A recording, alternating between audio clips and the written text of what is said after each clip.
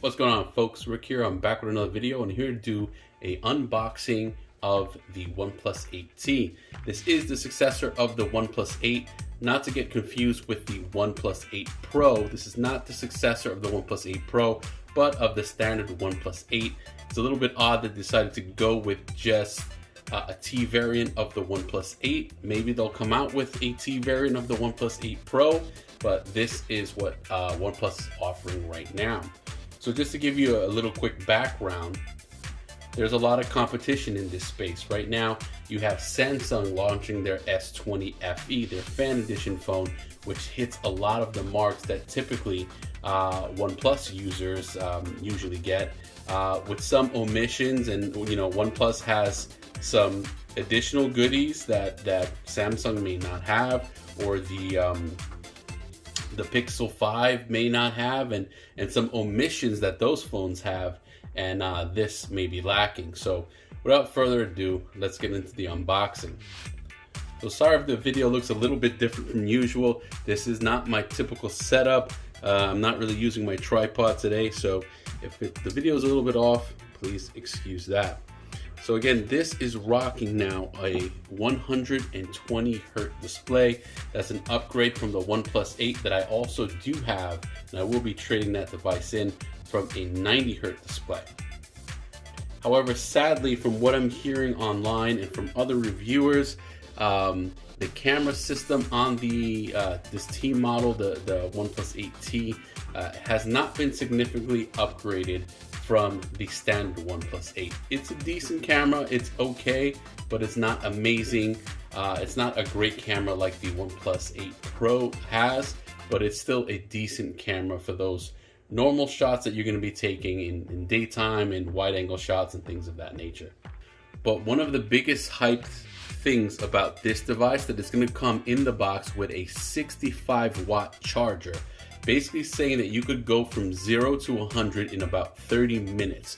You can go to 0 to about 75% in about 20 minutes, which is insane. So that's definitely something that's a huge plus for this.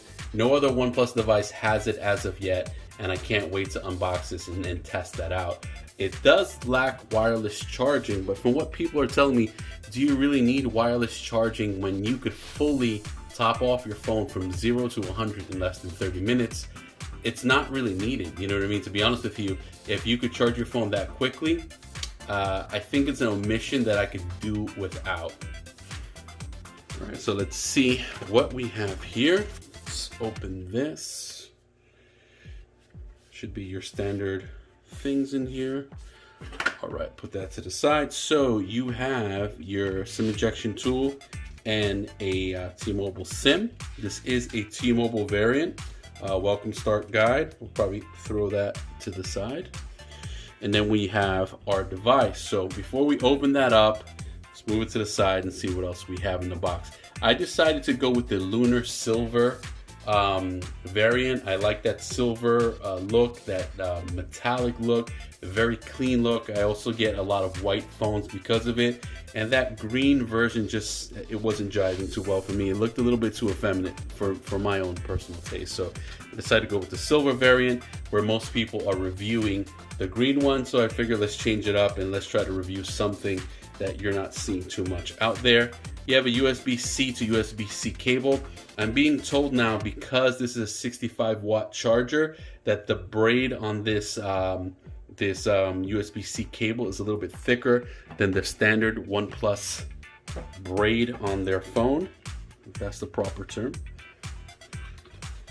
And here we go. We have the 65-watt fast charger. Now it did change from a USB-A to C to a USB-C to C, so that's something to note. You might have to get some adapters if you're trying to use some, old cables. Let's see, do we have anything else in here? Okay, I was told in some reviews that it comes with a case, but T-Mobile variant, no case. Okay, well, that's kind of a bummer. I thought it would at least come with like a jelly case, but there you go. All right, so let's peel this off. Okay, let me peel this sticker off here as well.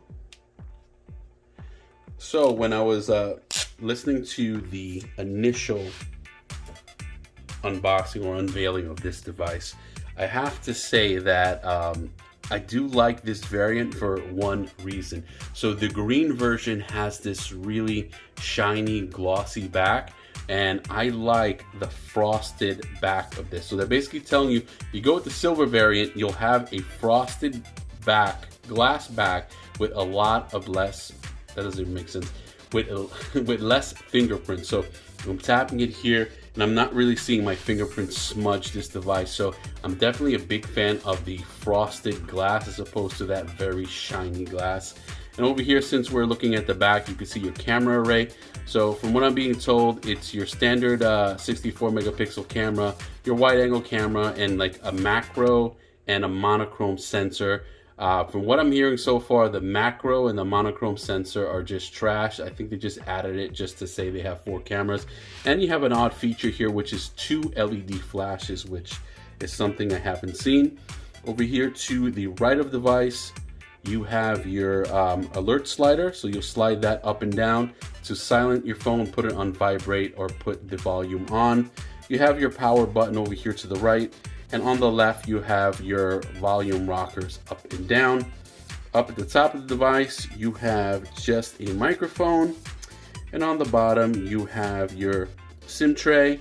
You have your USB-C and your microphone.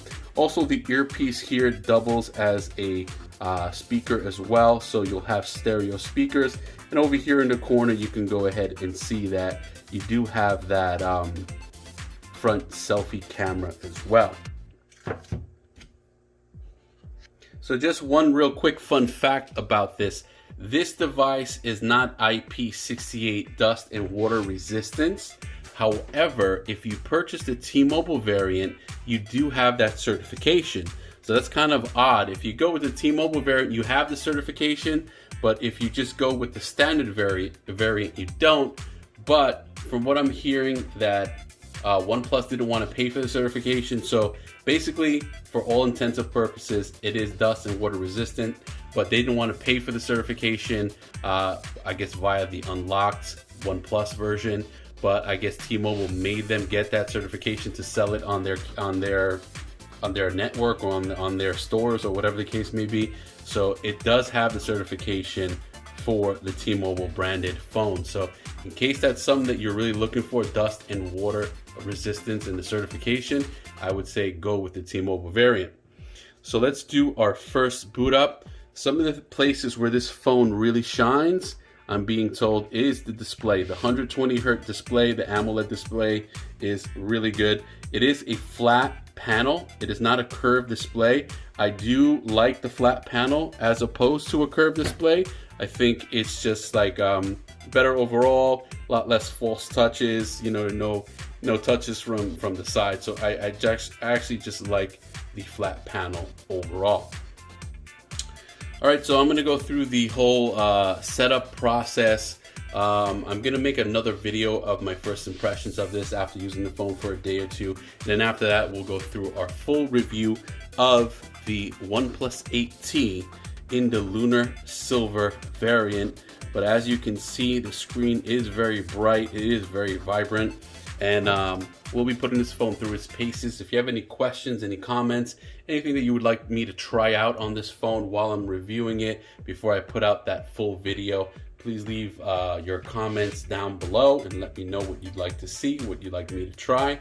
I should be going on Amazon tonight and purchasing a couple of cases. I did think one came in the box, so I'll try to see what I could get on Prime that could get sent to me as soon as possible.